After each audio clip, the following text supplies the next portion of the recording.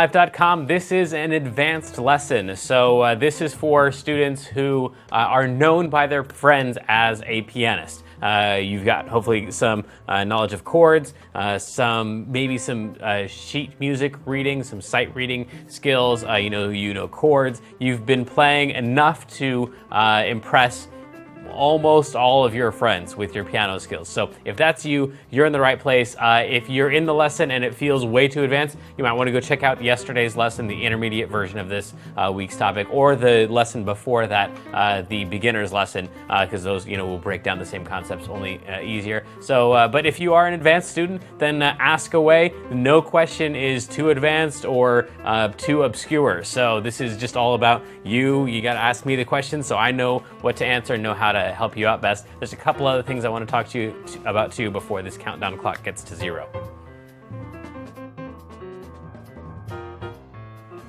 All right, first and most important, ask a lot of questions. The way that you're going to do that is there's a couple different ways. You can jump in the chat room and talk with the other students who are logged in at the same time. I'll be watching the chat room too. You can ask your questions there. Or if it's a question that's just for me, a question about the lesson, especially if you know it's one that's going to fit best at the question and answer time at the end, then you can just put your name and your question in the box below this video, click submit, and then I will get that. Now, if you're already in the archives, if you're watching this not live, but you're watching this in the archives, then make sure at the end of the lesson you click on the survey button. You don't have to fill out the entire survey. If you want to, I'd love your feedback, but really the best part of that is that you can put your question in there, and then when you click submit, then I will get all of your questions. I'll make sure that you get them answered, whether you're in the archives or you're live.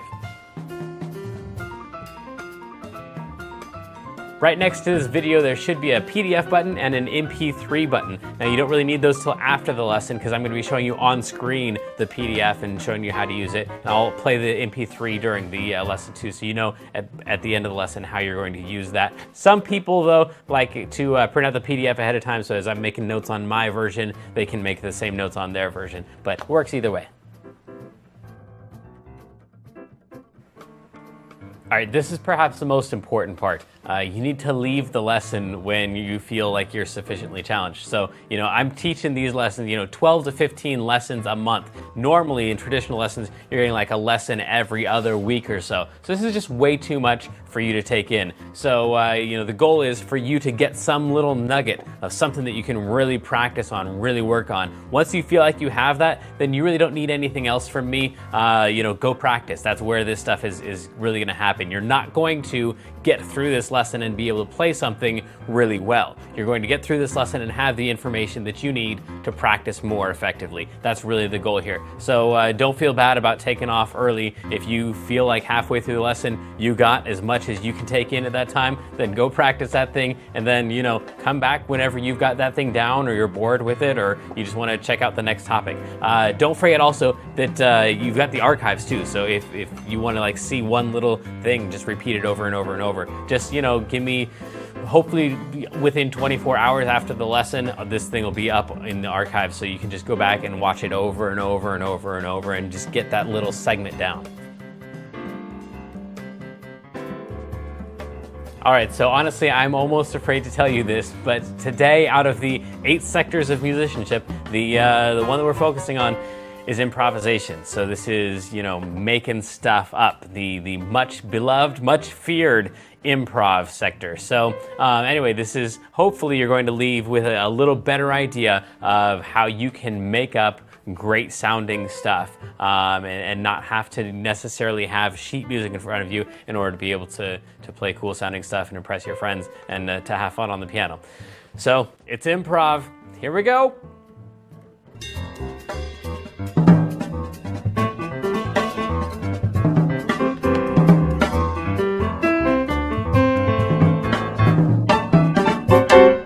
All right, welcome back, everybody. This is yet a different setup now for LearnPianoLive.com. We're getting this thing together, I think, piece by piece. Hopefully today's a little bit better than the last couple of days. But let me know in the comments, in the private chat, or in the email if you're in the archives, what the broadcast is looking like for you these days. At least, I'm hoping that we're at least like covering, you're able to see everything, and all of the audio and the video is lining up. The video quality, we're trying to incrementally make better and better, but the biggest thing is making sure that the concepts come across. So hopefully you're at least getting that, and that you're noticing some changes that we're trying to improve stuff here too. Also, yesterday I promised if you're here from the beginner's lesson or the intermediate lesson, I want to let you know right off the top, we do not have the list of books for improv. And I was thinking about waiting until the question and answer time, but hopefully you're at the beginning of this lesson.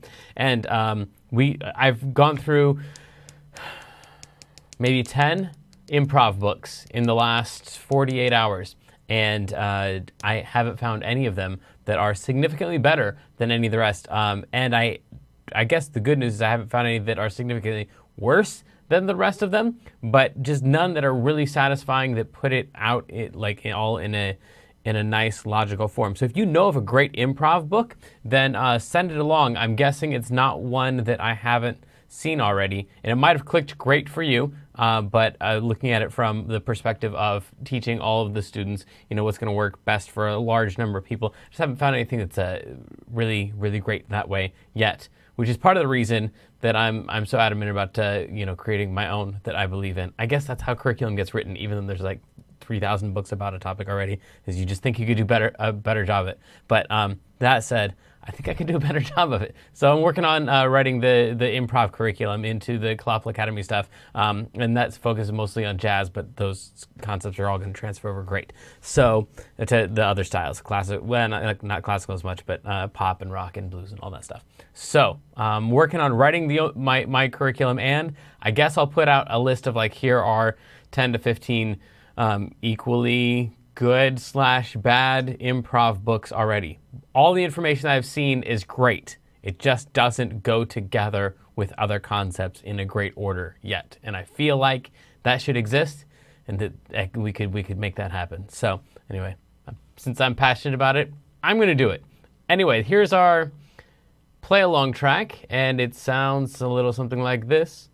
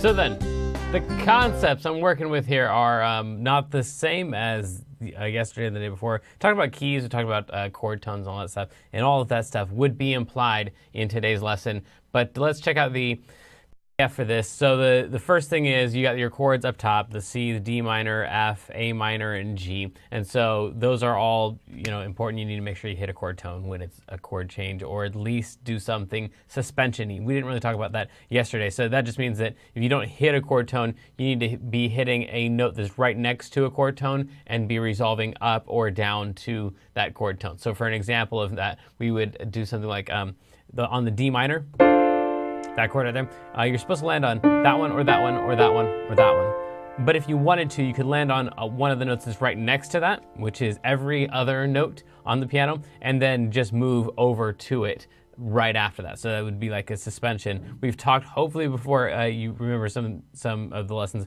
where we took like a C chord and we took the middle note up and played that. Something like that, where we suspend that 3. So it's the same concept, we're just doing it with one note instead of with an entire chord. So on that D minor, playing that, what I'm going to do is I'm going to play this note right here and then resolve down to that one. So I'm going to play the wrong note and then resolve it down to a correct note, or a note that's in the chord.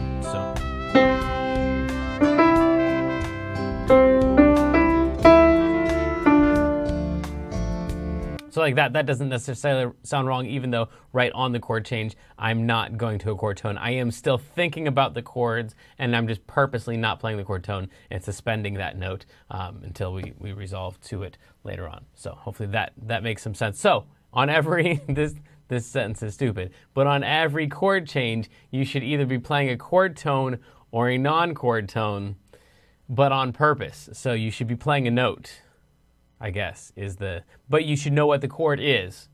And then if you're not playing a chord tone, know where the nearest chord tone is. By chord tone, I just mean notes that are inside of the chord. The example for D minor would be those notes. So if you're not playing one of those, you should know it, and it should be on purpose. And then you should probably, in most cases, resolve to one of those chord tones. I'll give you one more example of that. I could do that G right there, and if we had a more lively chat room, then I would poll you to ask whether you want to go up or whether you want to go down. I guess if we were in a one-on-one lesson, I would ask you, just so you make sure it's random. I'm going to pick down.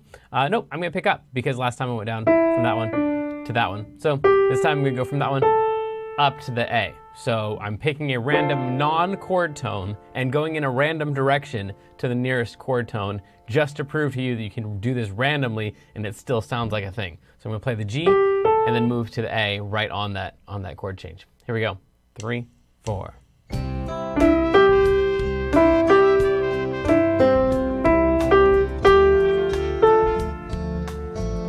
So that was just a non-chord tone, and then moved over to the chord tone. And as long as you land on a chord tone soon after the chord change, then it's going to sound like it was on purpose.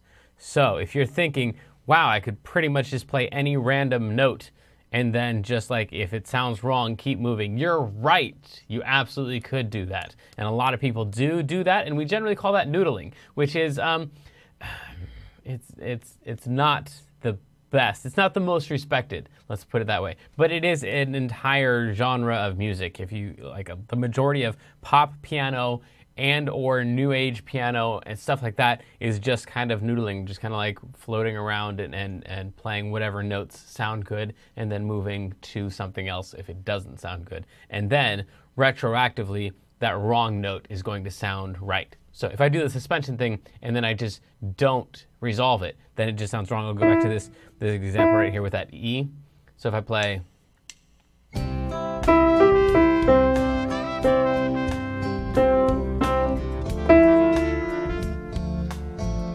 and now I've not resolved it, I just played a note that was not in the chord, it just sounds like, oh, that guy messed up. But if you move to a note that is in the chord, then your audience will all hear that last wrong note retroactively as a right note.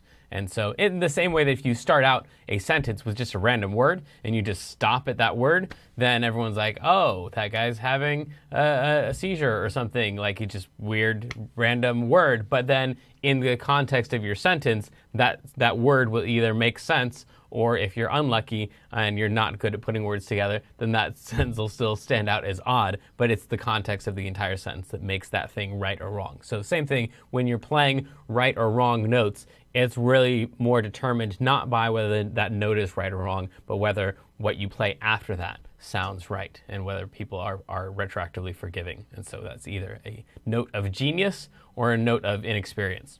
All right, so none of that was on the lesson we were supposed to talk about today. But these next things are some really super simple basic ideas that could be totally revolutionary for you if you start including them. So the first thing is just enclosures. So if you're already a noodler, you can already play, taking this chord pattern, you can already play.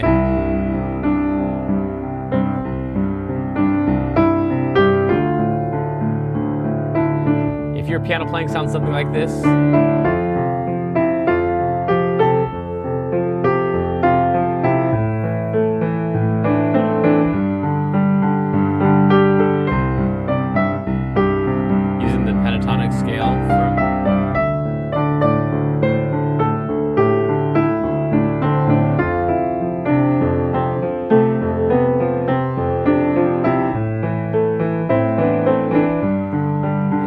that seemed like really reasonable and easy, then this enclosure thing might be revolutionary for you. So all we're going to do is that suspension thing that we talked about a second ago, where you play a wrong note and then you resolve it. This is just a really fancy version of that. So an enclosure is where you play a note so this is our goal note right here. We're going to say that is the F on that D minor. So we're going to play something before that. And then hit that F right there, right on that D minor change. So then all we're going to do is play the note that's right above it, and the note that's right below it, and then we're going to come up to it. So it'd be something like that. If that's our goal note, we play that one, and then that one. So.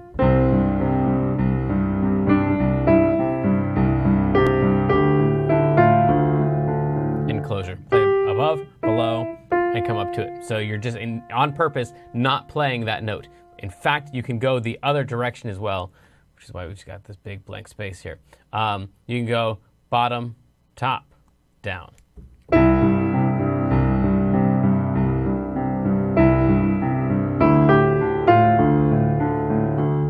You could go top, bottom, top, down.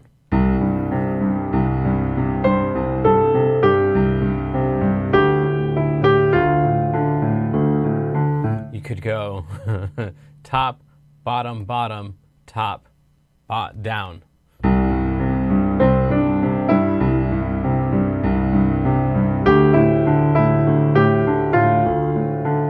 And every other possible combination of this, as well as not just the notes that are on both sides, but you could, well, for example, right here, we've got this one on top and this one on bottom. We haven't used this note at all, which is going to sound horrible. Like, that's the worst possible note to play in the key of C. But if you use it as a part of an enclosure, it can sound super cool and awesome. Now, the more half steps, the more chromaticisms you use, the more you go outside of the key, these all mean the same thing, then the more jazzy it's going to sound, or in some cases bluesy it's going to sound. So it's definitely a certain type of sound, but we could use that. So it would be like bottom, top, chromaticism, down.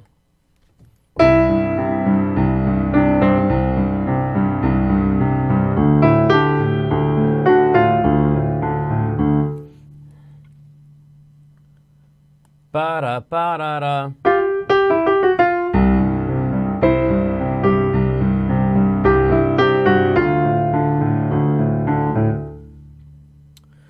Ba, ba, bum. So hopefully this is making sense. Oh, you can't see that very end. There we go. So we've got, there we go. So, and this is all just focused on this one note, trying to not play that note for as long as possible.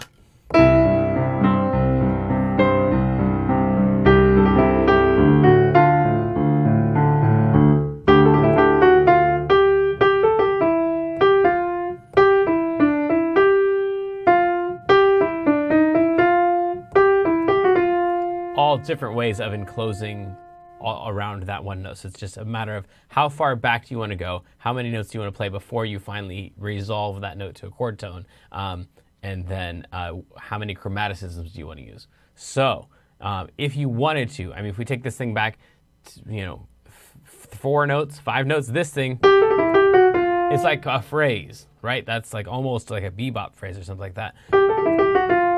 So that's all just enclosing around this note, starting out with, and then just adding more and more notes to it as we go. And I'm going through this stuff quickly on purpose here because I'm just not important that you are able to play all of the notes that I'm playing. It only sounds cool to the extent that I'm playing it with confidence. So you make up your own enclosures. It's going to sound great as long as you play it with enough confidence. But it's all about just not playing that note. Well, if you take that back far enough, you take it back 10 notes.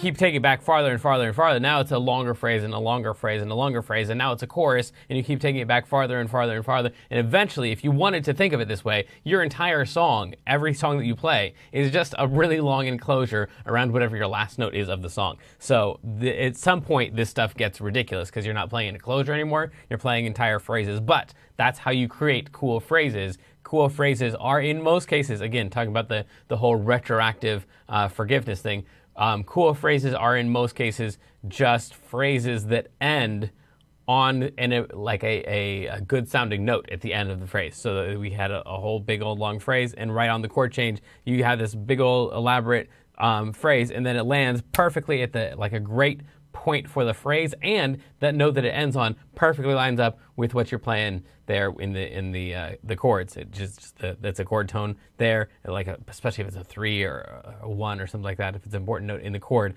and then it all just seems to, that was just magical. He was playing this really incredible thing. It just locked in at every single important point. So that's what a good song basically is a really fancy enclosure around a single note. Cool. Yes, we'll move on from there. Except that sometimes the song ends, for example, on the highest note of the song or the lowest note of the song. So you're not always enclosing around it. Sometimes the note that you're playing that's important is not near your enclosure. So, for example, if I enclose around not this note, but if I enclose around this note, which is also a chord tone in that D minor 7 chord. If I enclose around that one, we'll use that same phrase. Let's use that one. So that's going to be in my enclosure.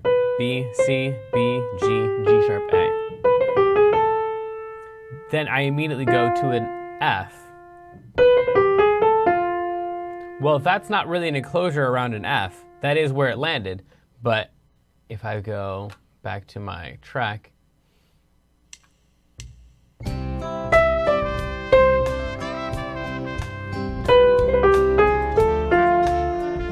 the last note that I played, that phrase, was really an F, but I enclosed around the A. So it was a cool phrase. It was kind of a cool enclosure, but it wasn't really an enclosure around D.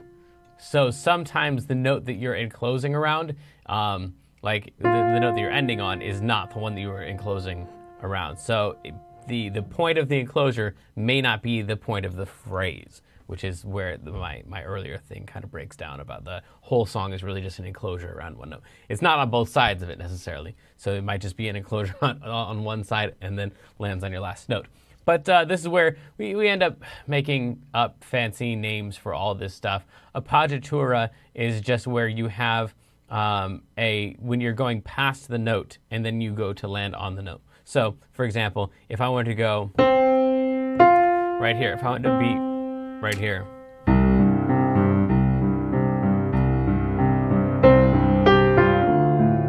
So the note that I was really going for was this one. I just went too far for that. So I'm going to the F, I go past the F, and then come back for it and land on it. So that's an appoggiatura. There's another thing called an escape tone, which is pretty much the opposite of that. That's where you go the opposite direction of where you're planning on going. Something like that, where I'm going from the C up to the F, and instead I go in the opposite direction, or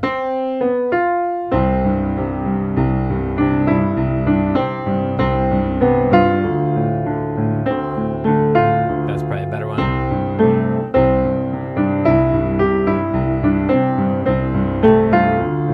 Something like that would be an escape tone, but these are all just ways of saying you're making up little musical ornaments for your notes. You're going to be considering the notes on both sides of your actual goal note. And perhaps once you get to that goal note, you will move to another more important note that was not the point of that, like in the example where I went from the I closed around the A and then went to the F, which was a different chord tone. So all of that is called musical ornamentation, and you have this thing to create your own ideas for musical ornamentation. So the goal here is that you would write something out like bum, bum, bum, bum, bum, bum, bum, bam. That's my ornament. Bottom, top, goal note, bottom, top, higher, then goal tone. So if this was the F, and I'm just making this up on the spot, this was not one that I considered before, so if this sound ends up sounding cool, that just means that you can make up pretty much any random musical ornament. It's going to sound cool. So that's going to sound awesome. Here we go.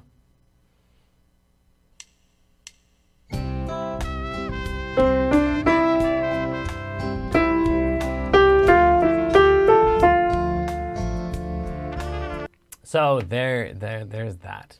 There's all of that.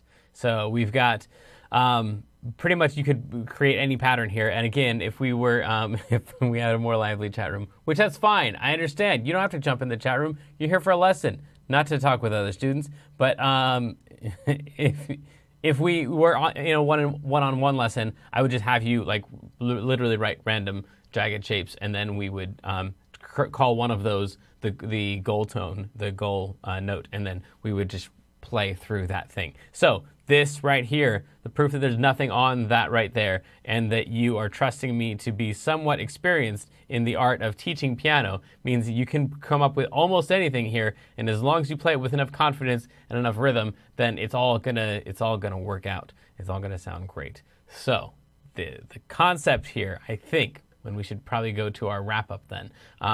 The concept is, instead of thinking about what sounds good, once you already know what sounds good, once you are relatively competent at noodling around, playing chord tones at the important points, or you might not think of it as chord tones, but just playing notes that sound good in general, then we want to take those notes that sound good, and instead of landing on them, land around them and then go to them, and then a more elaborate way of going around them and then landing on them, and then going around and then playing some other tone and then coming to them. So that's a whole other thing. So we didn't get to that one, but like if you wanted to, you could.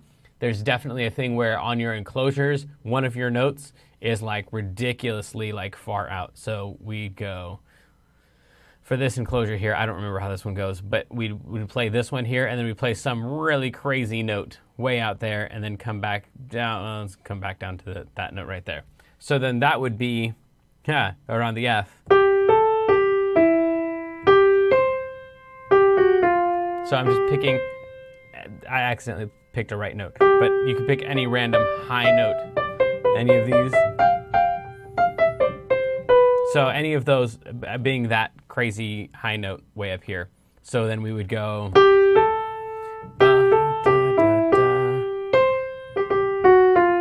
Something like that. So that would sound like, in case that doesn't sound, that sounds great to me in my head, because I've got the band playing there. But we've got something like.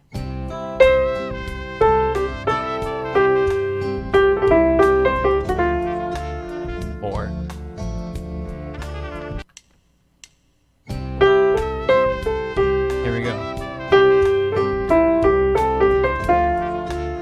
Or a different higher note.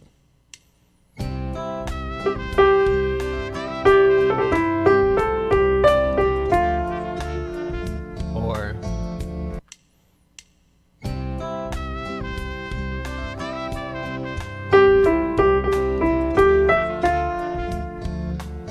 any of these would totally work. So that's the whole other thing, where if you're playing an enclosure and then you pick some note that's just like way off in La La Land, and then you come back to where you were. So that's an idea. Let's get to your questions. I think I've wrapped up most of that stuff. I think I just said, think about not the notes that you're, don't think about the notes you're thinking about, but think about the notes around the note that you're thinking about, and that will, in most cases, take your playing to a whole other level. At least you're improvising. Question number 1, where does the A flat belong? The A flat.